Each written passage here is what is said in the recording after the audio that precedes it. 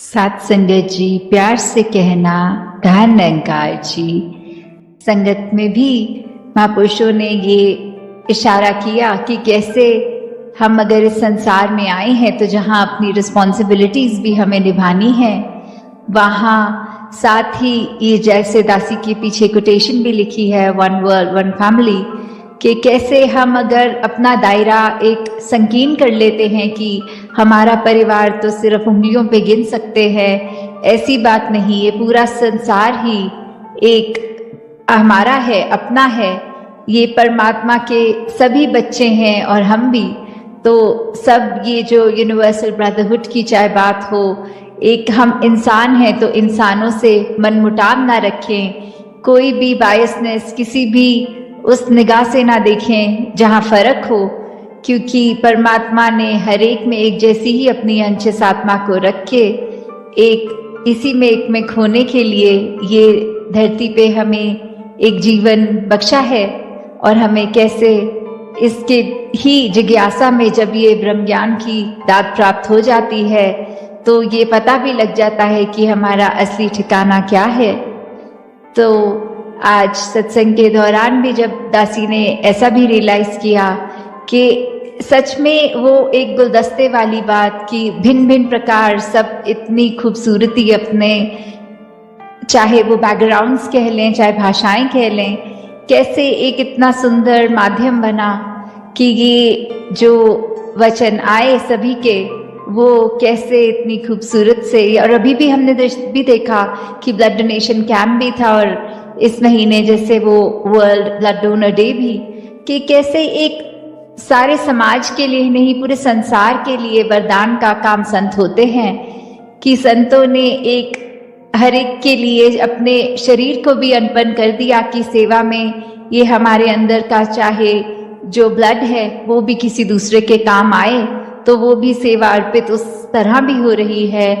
और ये संसार के लिए जहाँ बेटरमेंट की बात आती है, जहाँ सस्टेनेबिलिटी, कंजर्वेशन, इतने सारे ये जो टर्म्स हम सुनते हैं कि कैसे हम जिस तरह इस संसार में आए थे उससे ज़्यादा इस संसार को खूबसूरत छोड़ के जाएं। तो जैसे वो अक्सर सत्संग में भी उदाहरण सुनते हैं कि एक इंसान अगर कमरे में आया तो हमारा रिएक्शन हो सकता है कि ये कब जाए कमरे से और हम चैन की सांस लें, या एक इंसान के अंदर कमरे के आने से इतनी हर्ष फील होता है, इतना खुशी कि ये इंसान बस क्यों रुक के गया, ये और ज़्यादा रुकता तो और आनंद आता। तो हमने इस संसार पे किस तरह का प्रभाव छोड़ना है वो हमारे जीते जी ही तय होना है। वो हम जिनको अपने दिनचर्या में मिलते हैं उनके साथ कैसे एक हमारा रिलेशन एस्टैब्लिश होता है, तो उसी पे हमें जहाँ फोकस करना है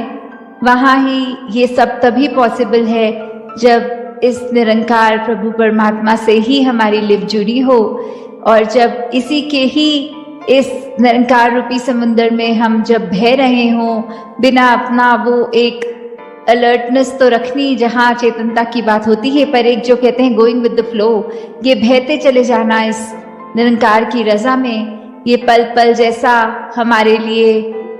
सोचा है उसी में बिना कोई इफ्स एंड बट्स एंड कुछ भी ऐसा ना सोचते हुए सिर्फ और सिर्फ मानकर कि ये बहुत सुंदर है और इसी में ही हमारे लिए ये सबसे बेस्ट है। ये तो कैसे हम सब और निरंकार के करीब आए सेवा सिमरन सत्संग के माध्यम से, और सिर्फ जब सत्संग आए तो फिर ये बात ना हो कि फिजिकली बैठे हैं, पर ये कि हम कितने हर एक के वचन को एक अलर्टनेस के साथ सुन रहे हैं कि हमारे किरदार में वो अच्छी बातें आए। तो आज ऐसे ही सत्संग के दौरान पहले कुछ समय तो ऐसा हुआ कि एक कीड़ा उड़ते हुए अंदर आ रहा था, तो जो महापुरुष दासी टीवी स्क्रीन पे देख रही थी, तो दासी और कैमरे के बीच में वो जब जब कीड़ा उड़ता था तो वो नज़र एकदम उस कीड़े पे पड़ जाती थी, ना कि स्क्रीन पे जो बोलने वाले महापुरुष हैं उनसे डिस्ट्रैक्ट होके कीड़े की ओर ही नज़र जा रही थी। तो वही ख्याल आ रहा था कि कैसे ये माया इस संसार की हमारे को एक सेकंड नहीं लगता कि एक अनमोल वचन जो सत्संग में भी सुने जा रहे हैं, कैसे एक चुटकी में हम उससे हिल गए, वो एक लिफ्ट टूट गई और हम इधर उधर और नजरें जा रही हैं, ख्याल और कहीं भाग रहे हैं। तो कैसे अपने मन को, अपने दिमाग को ये एकाग्र करके इस परमात्मा पे हमें हमेशा रखना है, ताकि कोई भी डिस्ट्रैक्ट हमें ना कर पाए और हम सही मायने में जहाँ ध्यान होना है वहीं रखें। और दूसरी चीज़ एक सत्संग के दौरान और हो रही थी आज, कि दासी को जब भी स्क्रीन के स्पॉटलाइट पे रखते थे तो एक स्क्रीन पॉपअप आता था कि ये अपने आप को अनम्यूट कर ले वाला बटन, कि उसके लिए। तो फिर यही ख्याल आया कि कैसे, क्या संसार में जब सबकी नज़रें हम पे होती हैं तो हम क्या करना चाहते हैं, क्या हम कुछ बात करना चाहते हैं, या हमारे एक्शंस ही अगर सब देख लें तो उसी में ही कन्वे हो जाएगा कि हमारा किरदार क्या है, हम किस संगत से जुड़े हैं, हमारा एक ये मुंह उजला है कि नहीं। ये ज़रूरी नहीं कि जब जब हम पे दुनिया की नज़र है तब हम कुछ ऐसी बात करें। जैसे हरदेव वाणी में भी लिखा है, निरंकार ये मौन है कितना, हम भी कम बोला करें। तो इसका मतलब ये नहीं कि बिल्कुल हम चुप करके कोई समाधि लगा के बैठ जाएं, पर इसका मतलब ये कि जहाँ एक नीड है वहाँ तो हम बोलें, और बोलें भी कैसे, एक अपने शब्दों में कोमलता लाएं, मधुरता लाएं, एक खट्टे वचन ना बोलें जो किसी का दिल तोड़े, एक गुस्सा वाले भाव से, एक सार्कास्टिक होके नहीं, सिर्फ एक हमें टोंटबाजी जिस बोलते हैं नहीं करनी है। एक हमें हमेशा अपने मन के भाव दूसरे तक जो पहुंचाना है वो बहुत ही आराम से अपने थॉट्स को कन्वे करना है। तो उस तरह जहाँ बात है कि एक ऑप्शन की, या तो किसी की बात हम सुन रहे हैं जहाँ मन कर रहा है इसको अभी टोक के दो ऐसे शब्द बोल दें कि ये अपने आप चुप हो जाएगा और हम इस कॉन्वर्सेशन में जीत जाएंगे। वहाँ कई बार ये अगर ध्यान से सोचा जाए कि ब्रह्म ज्ञान अनुसार एक ह्यूमन वैल्यूज़ की जहाँ बात आती है, तो हम उस समय अगर चुप रहें या फिर अपनी बात को ऐसे कन्वे करें कि हमारी बात भी कन्वे हो जाए और दूसरे को दिल को ठेस ना लगे, वो ये ना सोचे कि कोई ताना आया है आगे से सुनने को। तो दातार हर एक पे कृपा करे कि जहाँ सेवा, सुमिरन, सत्संग हम हमेशा सुनते आए हैं, ये टूल्स हैं जो इस ब्रह्म ज्ञान की याद हमें बार बार दिलाते हैं, इस निरंकार प्रभु परमात्मा से जोड़ते हैं हमें। तो हमें किस प्रकार हमेशा, चाहे दुनिया में कितनी भी एक डिस्ट्रैक्शंस आएंगी, पर फिर भी उस माया का पल्ला हमने नहीं पकड़ना। कोई नेगेटिव थॉट तक अगर दिमाग में आ रहा है, कैसे उसको just let it enter your mind and exit, उसके अंदर हमें ड्वेल नहीं करना। नहीं तो एक दलदल वाली बात है कि हम दलदल के अंदर एक नेगेटिविटी के जितना सोचेंगे, जितना उस जगह ठहरेंगे, वो तो हमें और एक नीचे की तरफ ही लेके जाएगा। तो कैसे आजकल एक देखा जा रहा है संसार में भी, चाहे वो डिप्रेशन की बात आती है या और एक मानसिक हमें अपना संतुलन किस तरह मेंटेन करना है, तो ये इसका भी अगर हम सोचें तो तोड़ ये निरंकार ही है। जब तक इसकी रजा में है, जब तक हम इस सिमरन से अपने आप को एक मन में ऐसे भाव ला पा रहे हैं कि जो कुछ है परमात्मा ने अच्छा ही किया हुआ है, चाहे सिचुएशन हमारे मन मुताबिक नहीं फिर भी अच्छी है। तो जब हम ऐसे पॉजिटिव थॉट्स लाते हैं, किसी ने कुछ कहा वो बात को इग्नोर करो, ना कि मन पे उसका बोझ बना के बैठो। तो जब तक हम ऐसे बात रखेंगे मन में, ये हमारा जीवन एक बहुत आसान हो जाएगा जीना। छोटी छोटी बातों को ना एक बोझा बनाते हुए, पर हर एक के लिए अपने कर्मों को, अपनी सोच को विशाल बनाएं, हर एक के लिए एक वरदान बने, उनके जीवन में कुछ आराम पहुंचाने का काम करें। तो दातार हर एक पे कृपा करे कि सेवा, सुमिरन और सत्संग का वरदान जो मिला है उस पे टिके रहें, इस परमात्मा निरंकार से जुड़े रहें। 80 लाख योनियों से ये आत्मा तड़पती हुई अब मनुष्य के शरीर में है। जब परमात्मा की प्राप्ति इसी शरीर में रहकर हो सकती है, इसी जन्म में होनी है, तो ये एक मुबारक पात्र, एक जीवन, और अब इस जीवन को पूरी तरह ऐसे ही जी सकते हैं जो मनुष्यों ने इस परमात्मा को देख लिया, ये ब्रह्म ज्ञान द्वारा निराकार के दर्शन करके फिर जीवन में हर पल ज्ञान को जीना, इस निरंकार के एहसास में सेवा सुमिरन सत्संग करते हुए जीना। तो ये जीवन भी जहाँ एक धन्य रूप है कि यही अवसर है, इसको चाहें तो धन्य कर लें परमात्मा के साथ मन को जोड़ के, या चाहें तो इस मनुष्य जीवन को गवा दें, और फिर जो गवाएंगे वो नुकसान उन्हीं का होगा कि एक अवसर सुनहरी मिला भी एक परमात्मा के एहसास में रह के भक्ति में मन को चूर रखने का, पर एक ध्यान जीते जी फिर घर बार एक और अन्य, एक मटीरियलिस्टिक, एक दुनियावी, एक धन दौलत, एक उसी में ही लगा दिया। और कैसे जिन्होंने संसार के चाहे सुख सुविधा उस रूप में हो या ना हो, फिर भी अहमियत संसारिक वस्तुओं को नहीं परमात्मा को ही दी, उनके जीवन में वाकई ही असली धन उनको मिल गया। कैसे जीवन में जीते जी फिर उन्होंने एक ना कि सिर्फ असली मानव की तरह अपना जीवन जिया, पर वो आगे भी सबको प्रेरणादायक ही जीवन जीते गए, जहाँ किसी को उनको ये नहीं बोलना पड़ा कि हमारे जीवन को देखो, हमारा जीवन कितना अच्छा है, पर औरों ने खुद ही ये देखा कि जो परमात्मा से जुड़ गए हैं ब्रह्म ज्ञान द्वारा, उनके जीवन से कितनी ज़्यादा शिक्षा मिलती है। एक वो वाक्य ही मनुष्य के सिर्फ शरीर में ही नहीं है, एक मनुष्य का असली जीवन जी रहे हैं, सारे मानवीय गुण उनमें हैं, दैवीय गुण उनमें हैं। वो फिर एक प्रेरणादायक इतने कि सिर्फ उनके जीवन को ही वो जी रहे हैं इस परमात्मा से जुड़कर भक्ति में रहकर, और वहीं अन्य व्यक्ति भी उनके जीवन को देख रहे हैं और यही इच्छा आ रही है कि इनके जैसा ही जीवन हमारा भी हो जाए। तो ऐसा जीवन जीना कोई किताबी बातें नहीं है, या फिर कोई वो बात नहीं है कि पहले त्रेता में, सतयुग में, द्वापर में ही ऐसे जीवन जिए गए। अभी अगर आज के दौर में भी देखें तो ऐसा जीवन भक्त आज भी जीते हैं,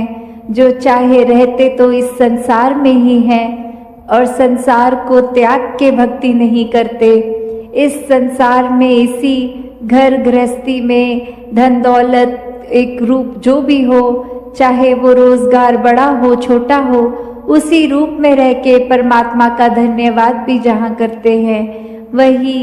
एक परमात्मा के आश्रय अपने जीवन को हर पल चलाते हैं कि जो परमात्मा ने दिया उसी में शुक्राना, ये परमात्मा का धन्यवाद। तो कैसे अपने जीवन को हर कोई एक ज्ञान की रोशनी से एक बहुत ही सहज और सरल जीवन जी सकता है, जिस जीवन में दिखावा मात्र नहीं रह जाता, एक असली सच्चाई से इस परमात्मा से जुड़कर जीवन में खुद भी एक अपने रोशनी ही करा जा सकता है। फिर वो मन का ठहराव अपने आप आ जाता है। तो भाव वही कि संत जो होते हैं उनको फिर एक दुनियावी माहौल कैसा भी हो, एक आरामदायक हो ना हो, फिर भी एक संत तो उस दुनियावी माहौल में रहते हुए भी उस दुनियावी माहौल से ऊपर ही रहते हैं, एक आनंद की अवस्था में, हर स्थिति में खुद को एडजस्ट करते हुए कि एक जहाँ स्थिति जो है उसको अगर वो सही भी करनी है तो उसमें प्रयत्न करना है, एक अपने दुनियावी रूप में अचीवमेंट सपने बनाकर उस तरफ चलना है, पर अगर परमात्मा को मंजूर नहीं और वो एक कार्य उस तरह से ना हो जैसा सोच रखा है, तो भी एक परमात्मा को कोसते नहीं है भक्त। एक परमात्मा को शुक्राने भाव से यही मन के भाव रखते हैं कि इसी में ही भलाई होगी, इसलिए ये कार्य हम जैसे चाहते थे वैसे नहीं हो पाया। तो कैसे अपने जीवन को भक्तों ने हर समय इस परमात्मा के ही आसपास केंद्रित रखा कि एक दुनिया में हर दिन कैसा भी समय आ सकता है, पर ये परमात्मा ही है जिसके आश्रय एक अच्छा और बुरा समय दोनों ही आराम से कट जाते हैं। जहाँ फिर ये मन में सोच नहीं आती कि एक जीते जी बेचैन है और जीने के बाद जब ये मौत हो जाएगी तो इस आत्मा का क्या होगा, क्योंकि जिन्होंने जीते जी इस परमात्मा को जान लिया, देख लिया, इसके साथ जीवन का हर पल अपना जिया, तो उनको पता है वो चैन से जी रहे हैं और जो चैन से ही जीता है वही चैन से मरता है। और कैसे ये आत्मा को जीते जी जहाँ चैन मिल गया, अपनी असली घर का पता चल गया। एक क्या है ये आत्मा, वाक्य में सिर्फ शरीर नहीं है, एक आत्मा तो इस परमात्मा का अंश है। जब ये पता चल जाता है तो आगे एक लोक सुखी परलोक सुहेला वाली अवस्था। और फिर अगर हम ये भी देखें कि हम उस सोच से भी देखें कि एक इंसान ने चाहे बेशक 84 लाख योनियां पहले भुगती पर वो याद कुछ भी नहीं, तो अगर ये भी मान के चलें कि सिर्फ और सिर्फ एक ही एकलौता जन्म है, तो इसी में फिर ज्ञान लेना है, ये ब्रह्म ज्ञान के साथ जुड़कर इस परमात्मा के साथ एकमिक होना है। वरना तो बात वही कि अगर इस जीवन में आकर चाहे मान्यता वो नहीं कि पहले जन्म हुआ कि नहीं हुआ, पर इस जीवन को भी किस तरह सुखदाई जीना है। ये दुख कष्ट तो आते ही रहेंगे जीवन में, कैसे उनका प्रभाव, उनका असर अपने ऊपर नहीं लेना। ये सब में भी ब्रह्म ज्ञान जहाँ वो सहयोग देता है कि कैसे अपने आप को हम एक किसी के मूड के साथ अपने मूड को खराब नहीं, कोई स्थिति हमारे अनुसार नहीं तो मूड खराब नहीं, कैसे मन को अपना पक्का और स्थिर रखना हर हाल में। ये ब्रह्म ज्ञान द्वारा बहुत ही आसान एक जीवन जीने की भी जो तरीका बन जाता है कि कैसे अपने आप को पूर्णता से एक मनुष्य की तरह मनुष्य वाला जीवन जिए, कैसे मानवीय गुणों से फिर युक्त हो जाते हैं, क्योंकि परमात्मा अब हर समय नजर आता है और यही परमात्मा जो हर समय दिख रहा है, फिर इसके एहसास में रह के ये मन प्यार में इतना डूब जाता है कि कुछ गलत काम के ओर अपने मन को हम प्रोत्साहन नहीं दे सकते, क्योंकि ये सिर्फ प्रभु की ओर ही प्रोत्साहित है मन। तो कैसे अपने जीवन में हर कोई इस परमात्मा के साथ जीकर भक्ति भरा जीवन जी सकता है। के दर्शन करने के लिए इधर उपस्थित हो सकी तो बहुत ही अच्छा लगा। हम जब भी संगत आते हैं, चाहे वो वक्ता बहन हो, भाई हो, बच्चे हो, बुजुर्ग हो, या वो किसी तरह भी अपने मन के भाव रखते हैं, सब में इतनी बड़ी जो सिखलाई होती है। तो हम अगर इसी बात को ये समझ लें कि सत्संग में अगर दासी ना भी कुछ बोले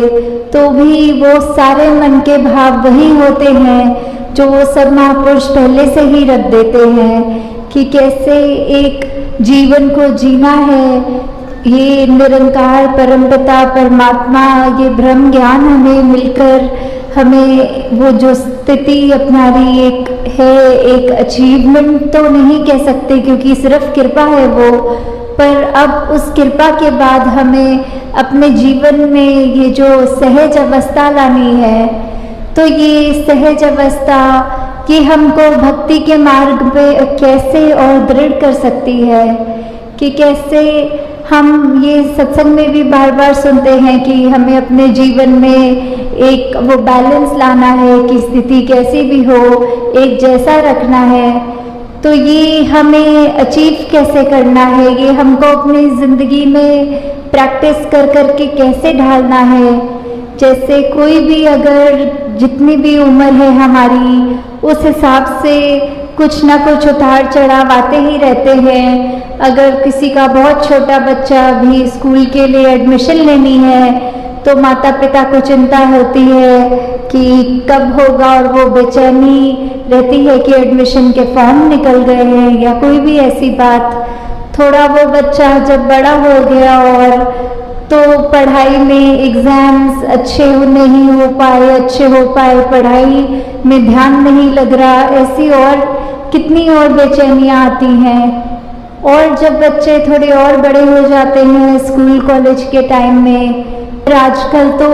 बच्चों की ये देखी गई है हाल कि अगर कभी दिल भी टूटता है तो अपने आप को बिल्कुल एक उस तरह बना लेते हैं कि अब तो हम पत्थर दिल हो गए हैं, हमारे साथ अच्छा नहीं किया। तो भाव क्या है ये सब बताने का कि कैसे आगे जाके भी अगर नौकरी पेशा वाली ज़िंदगी भी होती है तो जॉब नहीं मिल रही या फिर सैलरी कम है, कुछ भी पड़ाव जीवन में जैसे जैसे आते हैं, कभी भी वो सहज अवस्था में एक जीवन को उस तरह व्यतीत नहीं किया जाता। और यही मन के भाव रहते हैं कि काश ऐसा होता तो ज़्यादा बेहतर होता। तो यही एक अगर हम भक्ति के मार्ग पे चल रहे हैं तो कैसे हर पल हमारा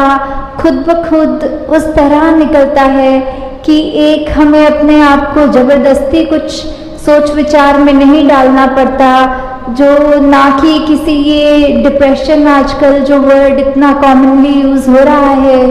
कि हम अगर सचमुच प्रभु परमात्मा निरंकार से हर समय जुड़े हुए हैं तो कोई भी दुनियावी रूप का दुख हमें उस तरह दुखी नहीं कर सकता। और कोई भी स्थिति हमको इतनी सुखदाई भी है तो उसमें भी बहुत ज़्यादा खुशी का एहसास नहीं होता कि जब एक अगर हमारा ज़िंदगी का जो मकसद है ये ब्रह्म ज्ञान प्राप्त करना, उसके बाद तो अपने आप ही जीवन ये सहज भाव का जीवन, ये सहज अवस्था वाला जीवन बन जाना चाहिए। तो हम अपने अंदर ये सोच विचार करके देख लें, ये इंट्रोस्पेक्शन करके देख लें कि क्या हम आते तो हैं संगत पर हम फिर भी अपना मन, ये सारे वक्ता जो भी बोलते हैं स्टेज से, क्या हम सभी की बातें सुन रहे हैं या बैठकर हमारा ध्यान कहीं और चला गया, दिमाग किसी को देखकर कुछ और सोचने लग गया। तो अगर हम सत्संग में सुनी गई हर चीज़ को अपने जीवन में ढालेंगे,